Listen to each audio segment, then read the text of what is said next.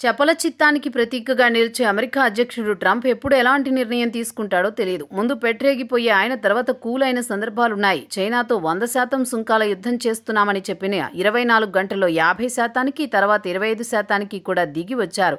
అంతేకాదు, రేపు సుంకాలు అమల్లోకి వస్తున్నాయని చెప్పి నెలల తరబడి వాటి అమలు పొడిగించారు. ఇది ట్రంప్ వ్యవహార శైలి. ఈ క్రమంలో భారత్ విషయంలోనూ ఆయన ఇలానే వ్యవహరించే అవకాశం ఉందని మార్కెట్ నిపుణులు అంచనా వేస్తున్నారు.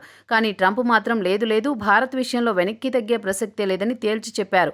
నో ఎక్స్టెన్షన్ అని బోర్డు పెట్టేశారు. భారత్పై అదనంగా విధించిన సుంకాలు ఈ నెల 27 నుంచే అమల్లోకి రానున్నాయి. అయితే కాస్త పొడిగింపు ఉంటుందని అనుకుంటున్న సమయంలో వైట్ హౌస్ వాణిజ్య సలహాదారు పీటర్ నరావో బాంబు పేల్చారు.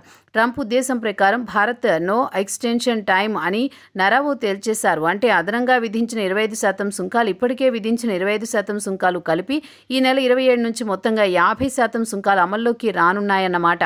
సుంకాల్లో భారత్ను మహారాజ్ రష్యా నుంచి చమురు కొనడం ద్వారా లాభదాయక కార్యక్రమాన్ని భారత్ కొనసాగిస్తోందని ఎద్దేవా చేయడం గమనార్హం. అంతేకాదు, అవసరం లేకున్నా భారత్ రష్యా నుంచి ఇంధనం కొనుగోలు చేస్తోందని నరావో ఆరోపించారు. ఉక్రెయిన్ రష్యా యుద్ధం చేయకముందు కేవలం 1% మాత్రమే ఇంధనం కొనుగోలు చేసిన భారత్ ఇప్పుడు 35% ఇంధనం కొంటోందన్నారు. ఇది రష్యాను పోషించేందుకు భారత్ తీసుకున్న నిర్ణయంగా ఆయన అభివర్ణించారు.